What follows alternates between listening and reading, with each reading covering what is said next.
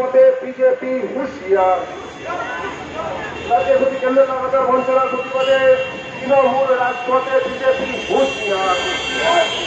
1 কোটি টাকা দেওয়া হচ্ছে না কেন? বিজেপি জবাব দাও। 1 কোটি টাকা সরকারীয় টাকা পাচ্ছে না কেন? বিজেপি জবাব দাও।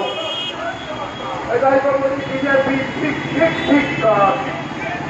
এটাই তো বলি গরিব মানুষের টাকা দিচ্ছে বিজেপি ঠিক ঠিক ঠিক কাজ। বন্দে